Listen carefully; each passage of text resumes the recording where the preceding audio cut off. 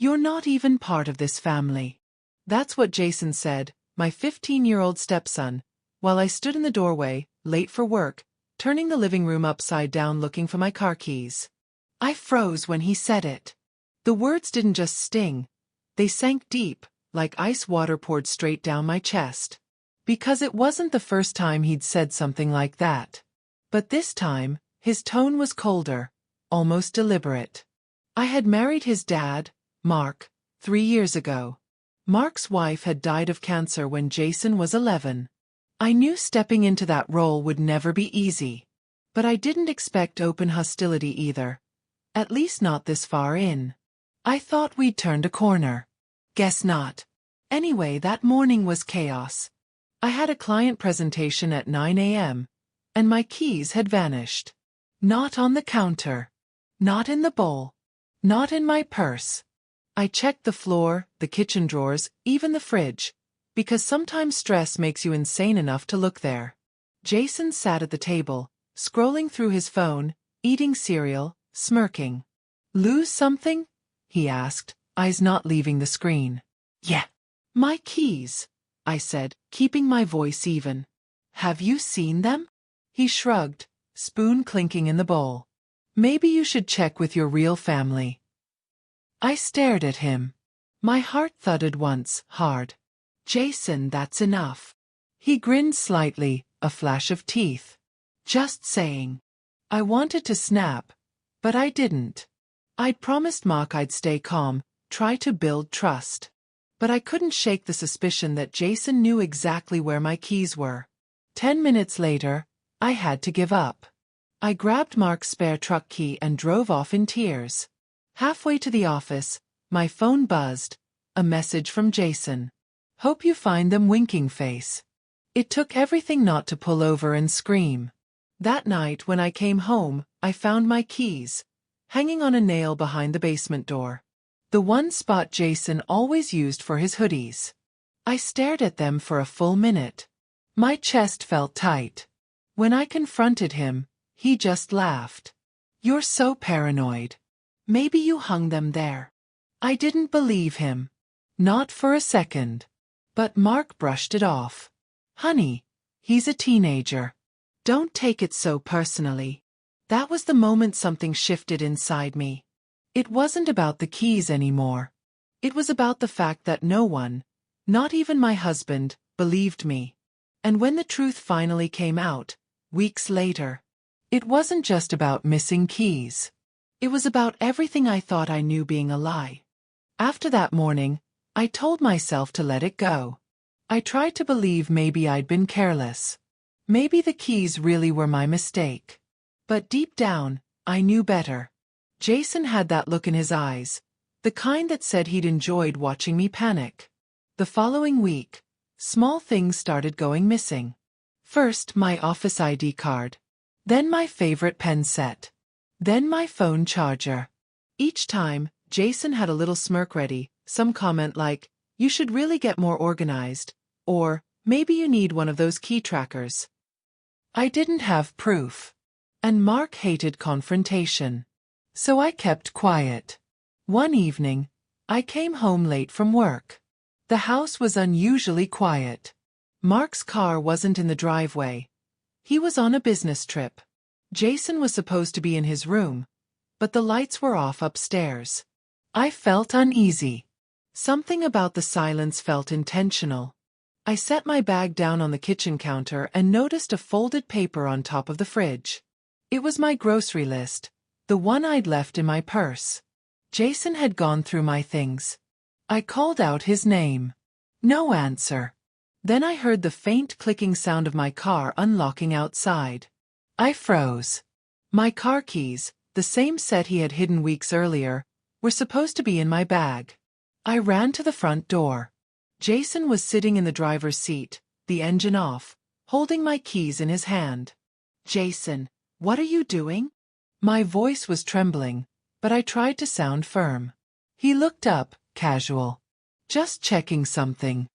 "That's not funny. Give me my keys." He shrugged and twirled them around his finger. "You shouldn't leave them where anyone can take them." "Jason, I didn't." I stopped. I could see it in his face. He wanted me angry. He wanted to push me to lose control. I took a breath. Get out of the car. Now. He tossed the keys into the passenger seat and got out slowly, that same smug grin on his face. You're overreacting again. No wonder Dad says you stress him out. That one hit hard. What did you say?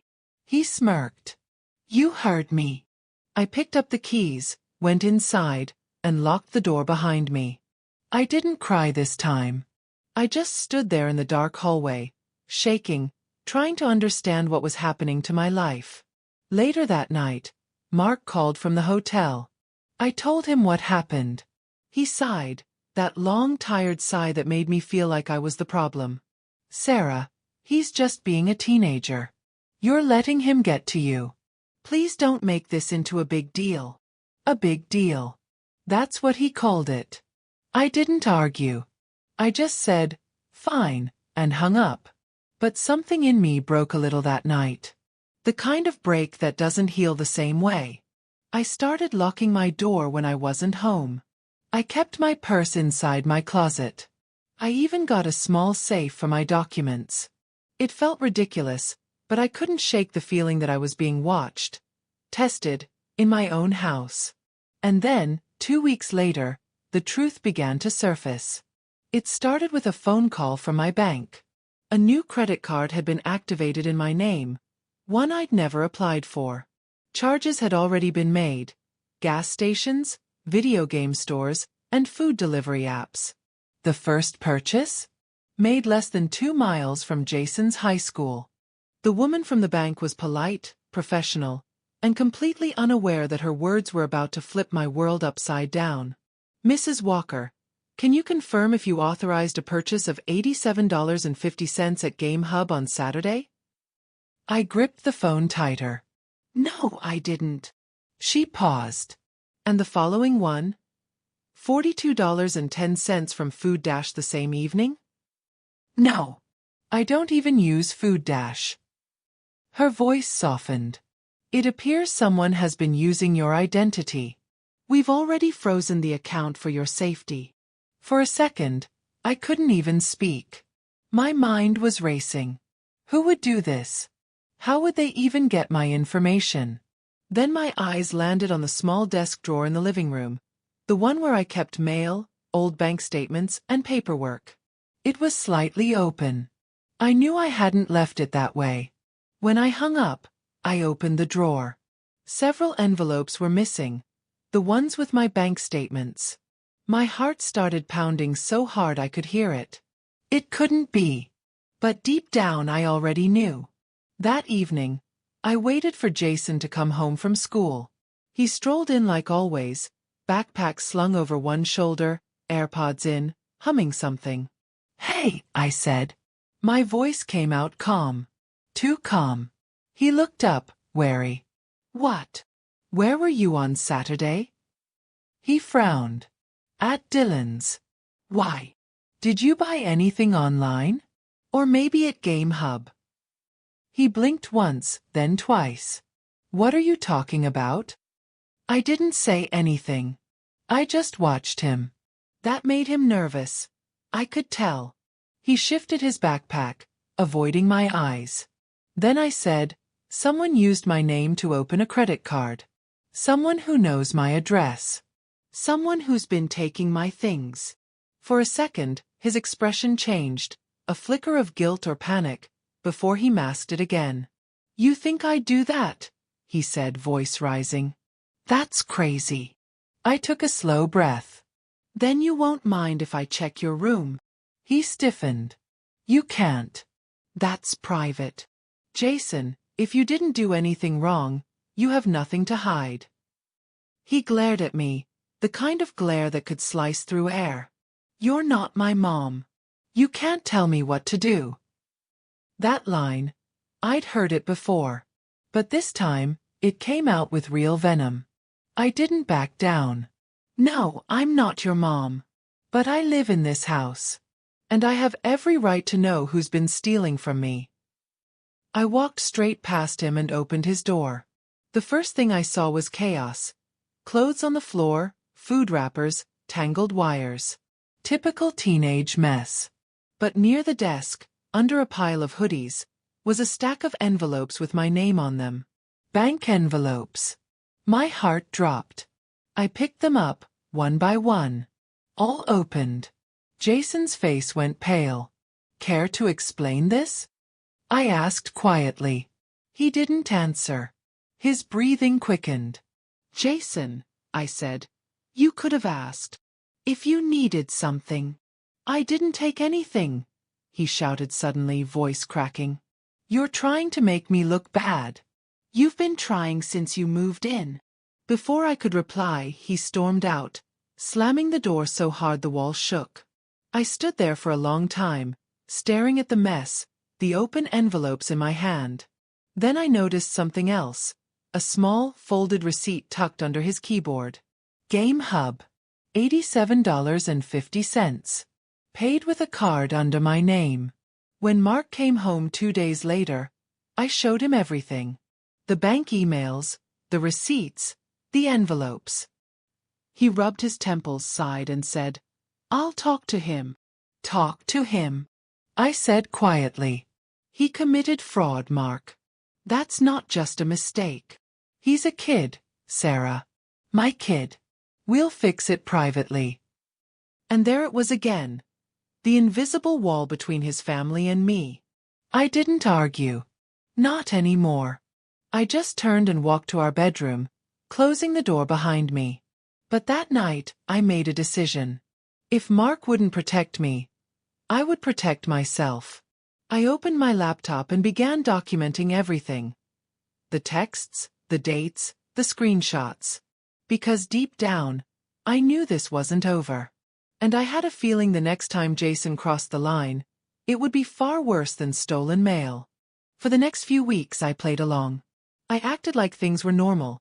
Cooked dinner, made small talk, even helped Jason with his homework when he pretended to need it. But under that calm surface, I was watching, documenting, preparing. I kept a small notebook in my handbag, the kind with a fake label that read, recipes. Inside it, I wrote everything. Dates and times when things went missing. What Mark said in each argument. Every comment Jason made that didn't sit right. Because if the people under my own roof didn't believe me, I was going to make sure someone else did. I also got smarter about my finances. I changed my online banking password. I opened a separate account in my own name. Quietly, I called the credit bureau and froze all new applications under my social security number. That phone call felt like the first real breath I'd taken in months. One evening, while I was sorting papers at the dining table, Mark came home earlier than usual. He looked tired, but there was something else. Guilt maybe.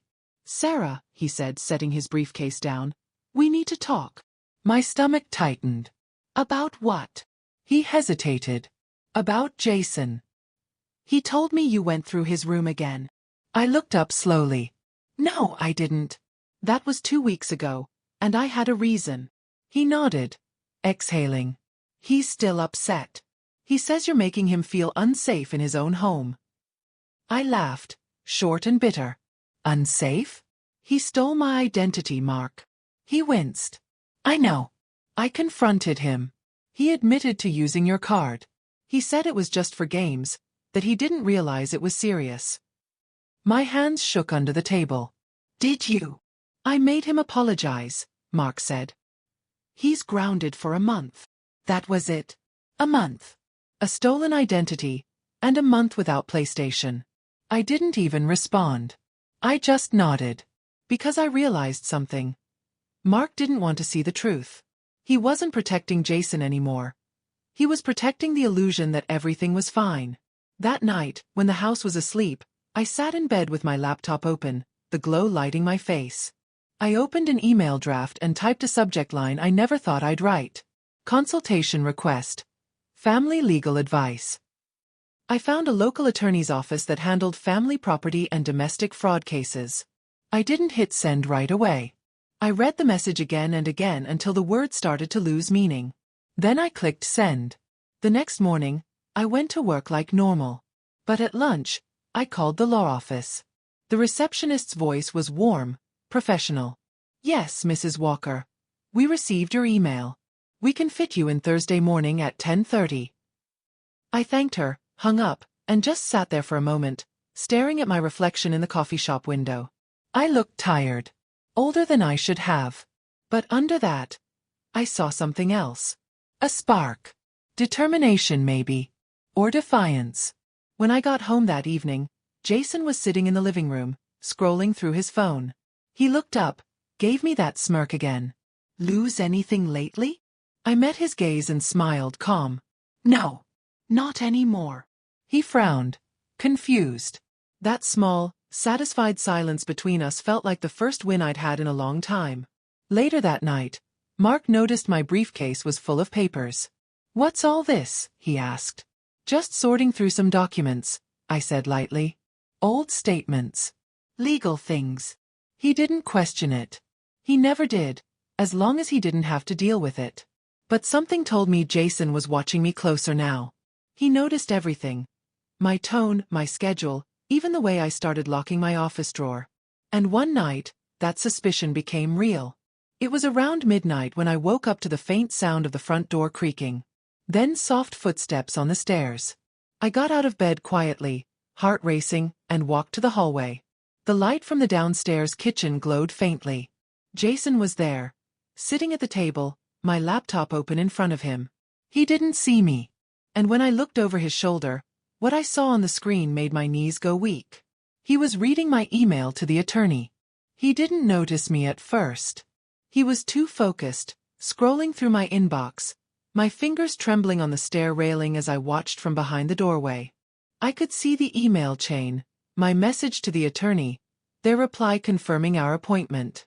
Jason hovered the cursor over the thread like he was studying it, planning something. Then he did something that made my stomach drop. He clicked forward. He typed his father's email address in the to field. Then, below it, he added one sentence. Maybe you should ask your wife why she's trying to get a lawyer involved.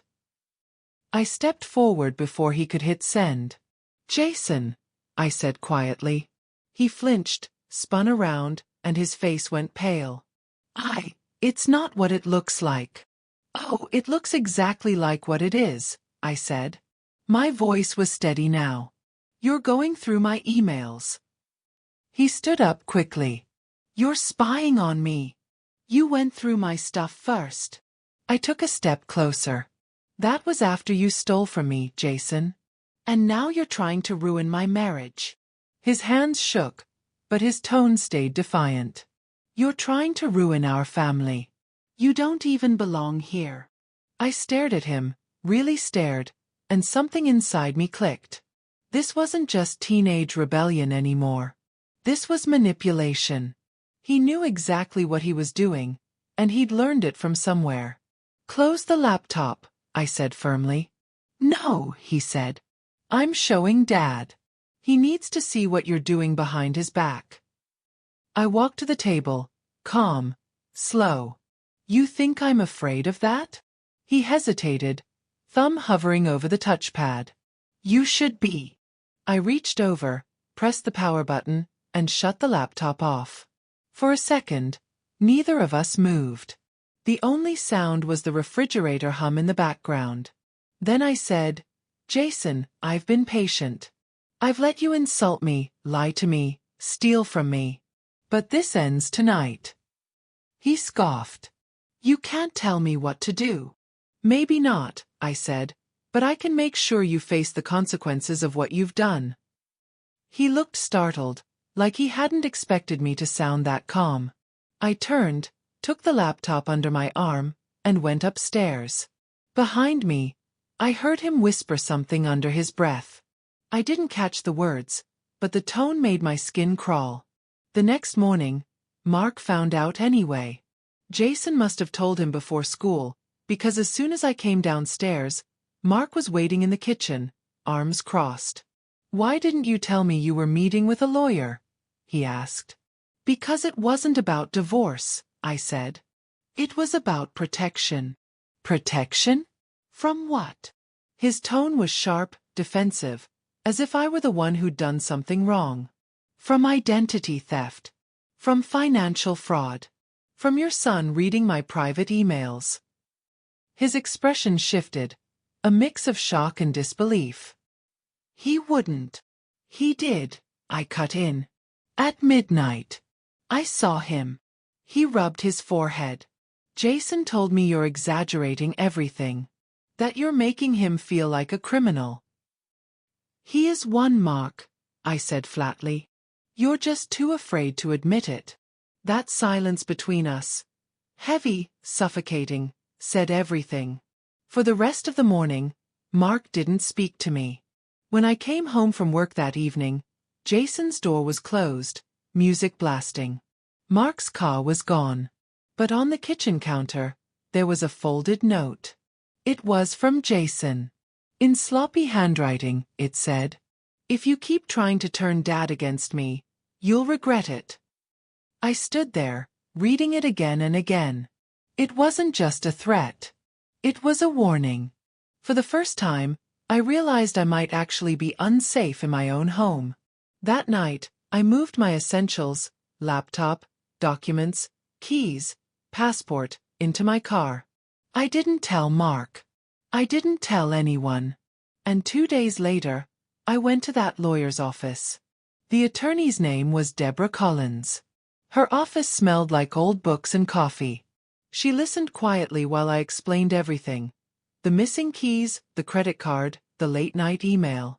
When I finished, she leaned back and said, "You've done the right thing by documenting everything. What you're describing is harassment and potential identity fraud. You need to protect yourself legally." I nodded, trying not to cry. "What do I do now?"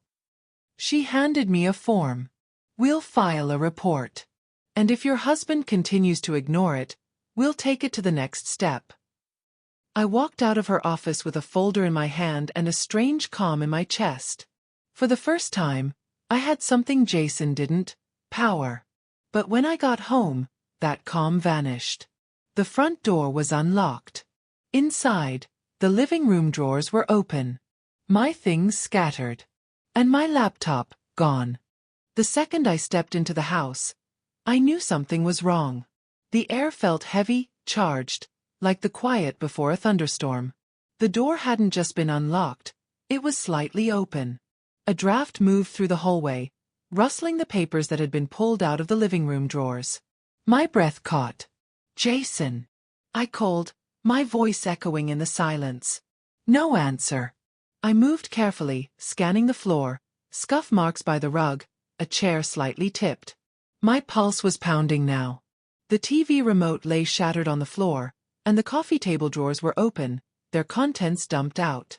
And then I saw the empty space where my laptop had been. The same laptop that held every screenshot, every email, every note I'd written documenting Jason's behavior. Gone. My heart dropped to my stomach. I called Mark right away. He didn't answer. I called again. Still nothing. I sent a text. The house was broken into. Call me now. Then, a second later, I saw the red light blinking on the answering machine. We still had an old one that Mark refused to get rid of. I pressed play. "Hey, Sarah." "It's Mark," his voice said, casual, almost rehearsed. "Jason told me you've been going through his things again. I think it's best if you cool off somewhere for a few days. Maybe stay with your sister. We'll talk when I get home." The message clicked off. I stood there, gripping the edge of the counter, shaking. He believed him. Again. He didn't even ask what happened. The betrayal felt different this time. Not sharp like before, but dull, sinking. I felt like I was fading from my own life, like someone else was making decisions for me while I just watched it happen. I took a deep breath and walked upstairs. Jason's door was closed, but I could hear faint music playing inside, something loud and angry. I knocked once. He didn't answer. I pushed the door open. He was sitting on his bed, phone in hand, earbuds in, pretending not to notice me. My laptop sat beside him. "Give it back," I said quietly. He looked up, a slow grin spreading across his face. "You shouldn't leave your stuff lying around." "Jason," I said, stepping closer, "I'm not going to ask twice." He shrugged. turning the screen toward himself. You really shouldn't write things you don't want people to read. You sound like a crazy person in these notes. I lunged forward and grabbed it before he could react. He shouted, "Hey!" and tried to pull it back, but I yanked it hard and stepped away. For a second, we just stared at each other. My hands were shaking so bad I thought I might drop it. Then he said something that stopped me cold.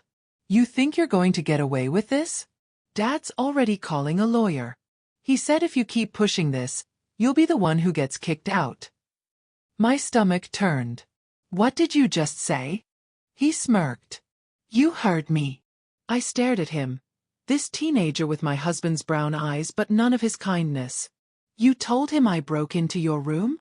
He shrugged again. "I didn't have to. You told on yourself." I didn't say another word. I just turned and left. Back in my room, I locked the door, sat on the bed, and buried my face in my hands. I didn't cry. I couldn't. My mind was too busy racing through the facts. Mark wasn't home. Jason had my laptop for long enough to read everything. If he'd wanted, he could have deleted it all, or worse, sent copies to make me look unstable. And now, Mark thought I was the problem. I looked around the room. My suitcase in the corner, my safe in the closet. That's when I noticed something else missing. The small USB drive where I'd backed up my files. Gone. That was it. I stood up, grabbed my phone, and called Deborah Collins, the attorney I'd met 2 days earlier. She picked up on the second ring. "Sarah? What's wrong?" "They took my laptop," I said, trying to steady my breathing. "Everything I had is gone." Her tone changed instantly. Calm, but firm. "Who took it?" "My stepson. And I think my husband's helping him." "Okay," she said. "Listen carefully. Don't confront them again tonight. If you feel unsafe, leave. Go somewhere else. But before you do, take photos of the open drawers, the mess, anything disturbed. That will help establish a timeline." I did exactly that. Every photo felt like a small act of taking control again. Afterward, I packed a small bag. Clothes, toiletries, the few papers Jason hadn't touched. I hesitated by the nightstand, then grabbed my wedding ring and slipped it into the drawer. I didn't want it anymore. As I was about to leave, I heard Jason's voice from downstairs. "Dad. She's going through the house again." Mark had come home. I froze halfway down the stairs as he appeared at the bottom, his face red with frustration. "Sarah, what are you doing?" I stared at him, stunned. "You believe him before you even hear me out?" He ran a hand through his hair. "You've been unstable lately, Sarah. I think you need some space." "Unstable?" I repeated, my voice cracking. "Because I don't want to live with someone who steals from me?" "Jason is a kid," he snapped. "He's been through enough already. Losing his mom, adjusting to you." "Don't," I said, shaking my head. "Don't you dare use his mother as an excuse for what he's doing." That stopped him for a moment. His jaw tightened, but he didn't respond. I stepped closer. "You know what the difference is between you and me, Mark? I still remember what honesty looks like." Then I walked out. I drove straight to a motel 20 minutes away, somewhere cheap and quiet. I sat on the edge of the bed, staring at the thin carpet and the glow of the streetlights outside. For the first time in 3 years, I felt both terrified and free. Before going to sleep, I backed up everything I could from my email to a cloud drive and sent the files to Deborah with a note. "They took my physical evidence, but I'm not backing down." Her reply came within minutes. "Good. Tomorrow, we'll file a police report and a restraining order for harassment. Stay somewhere safe until then." I slept maybe 2 hours that night. The next morning, I woke to 10 missed calls from Mark and 3 text messages. "Come home, Sarah. We need to talk. You're overreacting. Jason didn't mean to scare you. Please don't do anything drastic." I didn't reply. Instead, I got dressed, drove to Deborah's office again, and handed her my phone. She scrolled through the texts, nodded once and said, "We can use these." That afternoon, we filed the report. She explained the next steps, A restraining order would take time, but the documentation would protect me if they tried to twist the story. When I walked out of the station, the sun was setting, the sky turning that dull orange that always makes everything look tired. But I didn't feel tired. I felt awake. Because now, it wasn't just about stolen keys or a broken marriage. It was about truth. And I was done letting them control the story. The next morning, I woke up in the motel to a call from an unknown number. My first instinct was to ignore it. I'd had enough surprises to last a lifetime, but something made me answer. "Mrs. Walker?" a woman's voice said. "This is Officer Daniels with the County Sheriff's Department. We received your report last night. I'd like to go over a few details if you have a moment." I sat up, rubbing my eyes. "Yes, of course." She asked calm, precise questions. Dates, locations, what had been taken, who had access to the house. I told her everything. The missing keys, the identity theft, the stolen laptop, the threats. She listened, occasionally humming thoughtfully, typing notes in the background. When I finished, she said, "It sounds like we're dealing with a pattern of harassment and possible fraud. You did the right thing filing this early. Will this affect my husband?" I asked quietly. "If he's aware and not cooperating, it could," she said. "But right now, our focus is on your safety and your property. We'll start with a wellness check at your home to recover your laptop." The thought of them going there, talking to Mark, to Jason, made my chest tighten. I didn't want a scene. But part of me also wanted them to see what I'd been living with. After the call, I sat for a long time staring at the thin curtain covering the motel window. The light outside was pale, dull, a cold kind of morning. I hadn't eaten since the previous afternoon, so I went to the diner next door. The waitress poured me coffee and asked if I wanted eggs. I said no, just toast. I couldn't stop thinking about what would happen once the police got involved. Would Jason lie again? Would Mark protect him like always? Probably. When I got back to my car, I had a text from Mark waiting. "Police showed up. What the hell are you doing?" I didn't reply. Another text followed 30 seconds later. "Jason's terrified. He says you're trying to get him arrested. Please, Sarah, stop this." I stared at the words until they blurred. Terrified. The irony almost made me laugh. That afternoon, Deborah called to update me. They confirmed a stolen property report. Your husband refused to hand over the laptop, so they'll be issuing a formal request for it. In the meantime, don't return to the house without an escort. Did they believe me? I asked. She paused. Yes. The officer said your documentation was clear. They can see this wasn't just a misunderstanding. That validation, those simple words, hit harder than I expected. For months, I'd been told I was imagining things, overreacting, making it worse. And now, finally, someone believed me. That night, I stayed at the motel again. The walls were thin, the bed creaked when I moved, and the air smelled faintly of bleach. But for the first time in a long time, I slept peacefully. When I woke up, there was another voicemail from Mark. His tone had changed, no longer angry, but almost desperate. "Sarah, please. Let's talk." I didn't know he took the laptop. I swear I didn't. Jason's been crying all night. He says he just wanted to make things right and that you misunderstood. Can you meet us for dinner tonight? Neutral ground. Maybe at Olive Garden on Maple Street? Please. I just want to fix this. I played it twice. Part of me wanted to believe him. Part of me even wanted to see him, to look him in the eye and figure out if there was still anything left between us worth saving. But the other part, the smarter part, remembered every time I'd been told to calm down, to let it go, to stop making trouble. So I called Deborah. He wants to meet. Should I? She thought for a moment. If you go, record everything. Don't go alone. I can have someone sit nearby if you'd like, just in case. I agreed. That evening, I walked into the restaurant 10 minutes early. Deborah had sent an assistant, a quiet man named Kevin who sat at a table across the aisle pretending to read a menu. Mark and Jason arrived right on time. Jason wore a hoodie pulled over his head, eyes glued to the floor. Mark looked tired, older somehow, the weight of everything visible on his face. "Sarah," he said as he sat down. "Thank you for coming." I nodded. "Let's make this quick." He sighed. "Look, I know you're angry, and you have every right to be. But this police report? It's going too far. He's a kid, Sarah. You could ruin his life." "I didn't ruin anything," I said quietly.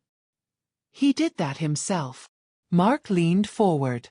"He told me he took your laptop because he wanted to delete things you wrote about him that weren't true." "Not true?" I asked. "The bank fraud wasn't true? The threats weren't true?" Mark's face tightened. "He's sorry, okay? He's been through therapy. He's trying to process losing his mom." "There it is again," I interrupted. "Her death. Your excuse for everything." Jason shifted uncomfortably. He muttered something under his breath. I turned to him. "What was that?" He looked up, defiant. "I said you never cared about us. You just wanted Dad's money." I blinked, stunned. "Excuse me?" Mark frowned. "Jason." "No," I said, keeping my voice steady.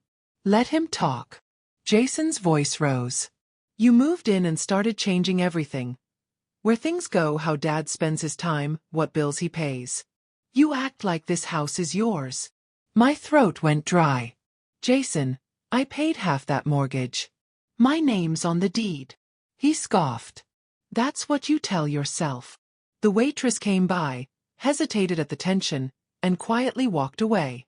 Mark looked trapped, torn between guilt and pride. "Sarah, please. He's just emotional. Don't take this to court. I'll replace the laptop. I'll pay the charges.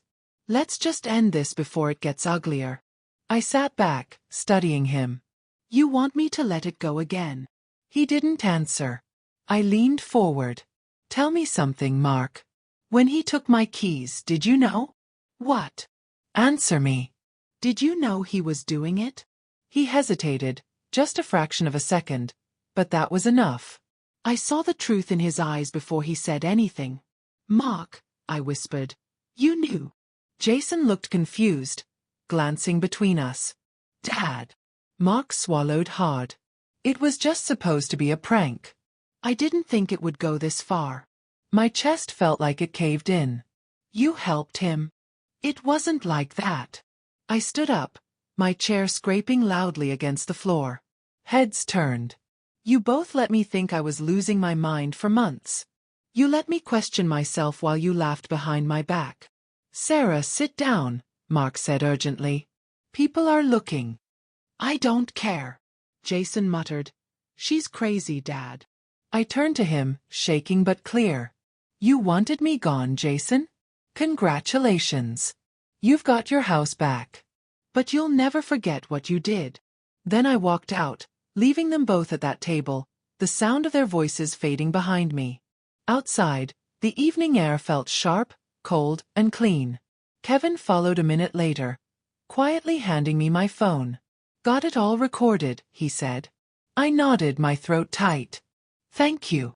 That night, Deborah and I reviewed the recording. She smiled for the first time since I'd met her. "That's your proof."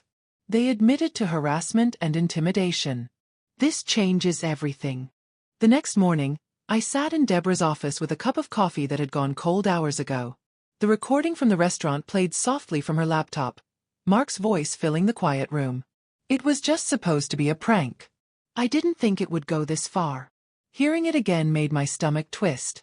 I'd lived with that man for 3 years, built a home with him, trusted him, and now those words made it clear he'd chosen his son over me long before I ever suspected it. Deborah paused the playback and looked at me. "This is strong evidence. The police will take it seriously. We'll submit the transcript along with your written statement. Once it's reviewed, we can request a protective order and initiate a civil claim for damages." I nodded, trying to keep my voice steady. "How long will it take?" "Processing times vary," she said, adjusting her glasses. "But this recording accelerates things. You'll get temporary protection within 48 hours. I took a slow breath. And after that? She smiled faintly. Then we hold them accountable. Leaving her office, I felt something I hadn't felt in months. Safety. Fragile, maybe temporary, but real. Outside, the day was bright and windless, the kind of calm that follows a long storm. For once, I didn't rush to check my phone or glance over my shoulder. I went back to the motel, opened my suitcase, and began making a plan. I wasn't going back to that house. Not now. Maybe not ever. I called my coworker, Jenna, one of the few people I trusted. She'd known something was wrong for a while, had seen me flinch every time my phone buzzed. "Sarah," she said the moment she answered, "I was just thinking about you. Are you okay?" I hesitated, then said, "Not yet. But I will be." I told her the short version. Not every detail, just enough. She was quiet for a long moment. Then she said, "You can stay with me if you want. My spare room's empty, and I know you can't keep living in a motel." I almost cried from relief. "Are you sure?" "Positive. You helped me through my divorce, remember? Consider it payback." By evening, I had my things packed and drove to her townhouse on the other side of town. It was small, warm, filled with plants and the faint smell of cinnamon candles. She hugged me at the door and said, "You're safe here." That night, I slept without fear. No creaking stairs. No half-open drawers. No eyes watching me from behind a screen. The next day, everything changed. Around noon, Deborah called. "The police executed the retrieval order this morning," she said. "They recovered your laptop." My hand flew to my mouth. "Are you serious?" "Yes." "They found it hidden in a storage box in Jason's closet. He tried to say he didn't know it was there, but the serial number matched your purchase receipt exactly." For a moment, I couldn't speak. All the exhaustion, the fear, the frustration, it started to melt into something stronger, vindication. "Sarah," Deborah continued, "the detective assigned to your case wants to meet. They're considering juvenile charges against Jason for identity theft, but it's up to you whether to pursue it." I didn't answer right away. The idea of pressing charges against a 15-year-old made my chest ache. But then I thought of everything he'd done, not just the theft, but the emotional cruelty, the manipulation, the note that said you'll regret it. It wasn't just teenage rebellion. It was deliberate. And if I let it slide again, it would only teach him that cruelty has no consequences. "I'll come in tomorrow," I said. "I want to hear the options." When I hung up, Jenna looked up from her laptop across the room. "Good news." I nodded. "They found it." She grinned. "About time." We went out that evening for dinner. Something simple, burgers and fries. For once, I laughed easily, the kind of laugh that didn't have to hide behind forced calm. But when I got back to her place, there was a new voicemail waiting. It was from Mark. His voice was strained, desperate this time. "Sarah, please call me back. Jason's been suspended from school. The police came by again today, and they said you might press charges. He's just a kid, Sarah. Please, don't ruin his future. I'm begging you." I listened to it twice.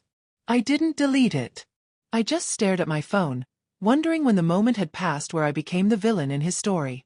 The next day, I met with the detective, Officer Daniels again. She was kind but firm. "Mrs. Walker, you're within your rights to press charges for identity theft and property damage. Given his age, the case would go through juvenile court. It wouldn't necessarily ruin his life, but it would create accountability." "Would it help stop him from doing this again?" I asked. She nodded. "It could. Sometimes, consequences are the only thing that make an impression." I signed the papers. My hand trembled a little as I did, but I didn't hesitate. By the end of that week, Mark called again. I ignored him. Then he showed up outside my office building. I saw him through the glass lobby doors, pacing, waiting. When I walked out, he caught up to me. "Sarah, wait. Please." I stopped but didn't move closer. "You shouldn't be here. I just want to talk. You said that last time. And every time before that, talking meant you wanted me to forgive what you both did." He ran a hand through his hair, looking lost. "He's my son. What was I supposed to do? Throw him out? You were supposed to protect me, Mark." That's what marriage means. He looked down. I thought I was. He was hurting after his mom died. I thought if I just gave him space. Space. I said, my voice rising. You gave him permission. Permission to treat me like a stranger in my own house. To steal from me. To threaten me. Mark's eyes glistened. I made mistakes. No, I said softly. You made choices. He looked like he wanted to say something else, but I shook my head and walked away. That night, I finally opened my recovered laptop. The police had returned it with everything intact, every file, every note, every email. As I scrolled through the folder labeled Proof, I saw months of pain captured in screenshots and timestamps. But near the bottom, there was something I hadn't written. A new document, created 2 days before the police found the laptop. The title was Letter to Dad. It wasn't mine. It was Jason's. I hesitated before opening it. Inside was a single paragraph. Dad, she's not who you think she is. She's planning to take everything from us. I saw her messages. She wants to report you too. You better stop her before it's too late. My hands went cold. It wasn't just Jason's hatred. It was fear. Someone had told him a version of me that didn't exist. Someone had convinced him I was the enemy. And the person who did that was the man who'd sworn to love me. That night, I sat staring at that document, my reflection faint in the laptop screen. There was sadness, yes, but no tears this time. I wasn't the same woman who cried over lost keys months ago. Now, I had evidence, support, and a plan. Jason had tried to turn me into a ghost in my own life. Mark had helped him. But I was done disappearing. I was going to rebuild everything. And this time, it would be mine alone. The following Monday began with a text from Deborah. The court approved your temporary protection order. You're legally barred from contact with your stepson and have authority to retrieve your remaining belongings with police supervision. We can schedule it this week. Reading that message felt surreal. A few months ago, I'd been searching for my car keys in a panic, humiliated in my own living room. Now, a judge had officially recognized that what happened to me wasn't paranoia. It was abuse. Still, I wasn't celebrating. There was something heavy sitting in my chest, something unfinished. Because justice on paper doesn't erase betrayal in real life. When I met with Deborah later that day, she slid a folder across her desk. The next hearing will finalize the restraining order. Your husband's attorney already contacted me. He's trying to negotiate a settlement. I raised an eyebrow. A settlement? For what? For the damages you reported, the stolen laptop, fraudulent charges, and emotional distress. I almost laughed. Emotional distress? That doesn't begin to cover it. Deborah's smile was faint but sympathetic. I know. But it's a start. They want to avoid court. Which means you have leverage. I didn't respond right away. Instead, I opened the folder. Inside was a letter, official stationery, signed by Michael Warren, Mark's lawyer. Our client wishes to express deep regret for the recent misunderstandings and extend an offer of reconciliation and reimbursement in good faith. I stopped reading there. The words misunderstandings and reconciliation made me nauseous. They still wanted to frame this as a minor disagreement, a family spat gone too far. Not months of manipulation, humiliation, and theft. I closed the folder and said quietly, "No deal." Deborah nodded. "That's your right. But it means you'll have to testify." "I want to." She studied me for a moment, then smiled. "Good. Because that's where you win back everything they tried to take from you." That night, Jenna cooked pasta and poured 2 glasses of wine. "You sure you're ready for this?" she asked. "I'm past ready," I said. "I just want it done." "You're stronger than you think, you know that?" she said softly. I smiled. I didn't used to be. 2 days later, I met Officer Daniels at the house to retrieve my things. The drive there felt like stepping into a memory I wanted to forget. When we pulled up, Mark's car was already in the driveway. Jason wasn't there. One of the conditions of the court order. Mark stepped outside, face drawn and pale. He looked older than the man I'd married. Maybe because guilt ages a person faster than time ever could. "Sarah," he said quietly as I got out of the car. "Can we talk before you go in?" I shook my head. Let's just get this over with. The officer stood between us as we entered. The house smelled the same: pine cleaner, coffee, and something faintly metallic. My shoes echoed on the hardwood floor, and I could feel Mark's eyes following me as I moved through each room, boxing up what was left of my life. In the living room, I paused. My framed wedding photo was still on the mantel, the one where we stood smiling in front of the lake, sunlight bouncing off the water. It looked like two strangers playing house. I left it there. When I went upstairs to pack my clothes, I noticed something taped to the bedroom mirror. A piece of notebook paper, Jason's handwriting scrawled across it. Guess you got what you wanted. Hope it was worth it. I stared at it for a long moment, my reflection hovering behind the words. Then I peeled it off, folded it, and slipped it into the box. Not out of sentiment, but as evidence. As I came back downstairs, Mark was sitting on the couch, elbows on his knees, staring at the floor. They're saying Jason could face community service, he said quietly. He's scared. He should be, I replied. He looked up, eyes tired. Do you really think I wanted any of this? I just didn't want to lose him. I sighed, leaning against the doorway. You didn't have to lose him. You just had to teach him. But instead, you taught him that lying fixes everything. He didn't argue. He just nodded slowly, his face hollow. As the officer carried my boxes to the car, Mark stood up and said, "You're not coming back, are you?" "No," I said simply. He swallowed hard. "Then at least tell me one thing. Was there ever a time you were happy here?" That question caught me off guard. For a moment, I saw the man I'd married. Not the one who betrayed me, but the one who used to bring me coffee every morning, who once promised we'd be partners. "Yes," I said finally. "But happiness doesn't survive lies." He nodded once. "Goodbye, Sarah." "Goodbye, Mark." Outside, I loaded the last box into my car and looked back at the house. The door, the windows, the driveway. All of it suddenly felt smaller, as if it had shrunk now that I wasn't trapped inside it anymore. When I returned to Jenna's, Deborah called with an update.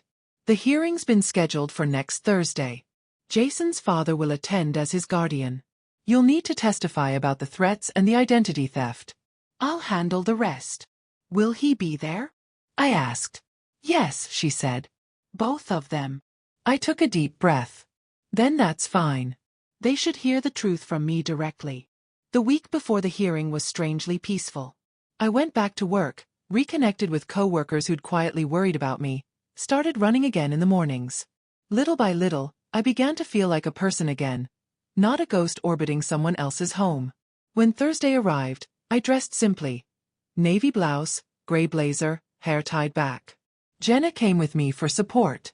The courtroom was small, quiet, almost too bright. Jason sat beside Mark at the defense table, avoiding my eyes. Mark looked drained, holding a manila folder like it might anchor him to the floor. When it was my turn, I walked to the stand, raised my right hand, and swore to tell the truth. Deborah guided me gently through the story. How it began with missing keys, how it escalated to stolen mail, bank fraud, and harassment. She played the restaurant recording aloud for the court. Mark's voice echoed through the room. It was just supposed to be a prank. The silence afterward was heavy, almost reverent. Jason's attorney didn't ask many questions. There wasn't much to defend. When it was over, the judge leaned forward, hands clasped. "Mrs. Walker, I want to commend you for the composure and clarity you've shown here today. What you've endured constitutes a pattern of psychological harassment. The temporary order will be made permanent for a period of 1 year." Jason slumped in his chair. Mark stared at the table, unmoving. As I left the courtroom, Deborah put a hand on my shoulder. "You did it." I nodded, still dazed. "Yeah, I guess I did." Outside, the sun was shining. Not too bright, not blinding. Just enough to warm my face as I stood on the courthouse steps. Jenna hugged me tightly. "It's over," she whispered. "Almost," I said. "Now I have to learn how to live again."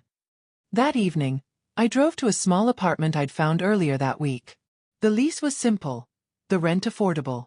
I opened the door, walked in, and set my boxes on the floor. The room was empty, quiet, but it was mine. I unpacked one thing before anything else: the folded paper Jason had taped to the mirror. I placed it in a drawer beneath a fresh set of keys. The same kind of keys he once hid from me. Symbols of control, of confinement. Now they meant something different. Freedom. As I locked the door behind me that night, the first morning in my new apartment, I woke up before sunrise. The room was still half empty. Just a mattress on the floor, a coffee maker on the counter, and boxes stacked like small towers along the wall. But it was mine. Every sound in it belonged to me. The hum of the refrigerator, the drip of the faucet, the low rustle of wind against the blinds. No footsteps in the hallway. No drawers opening when I wasn't home. No whispers through thin walls. Freedom doesn't come with fireworks or applause. It comes in the shape of ordinary mornings where no one is waiting to hurt you. I made coffee, sat on the windowsill, and watched the city slowly light up. 4 months, I'd imagined what this moment might feel like. Peace, relief, triumph. But what I actually felt was something quieter. Something like mourning. Because even when you escape the people who hurt you, you still grieve the life you thought you had. I missed the way I used to believe in my marriage.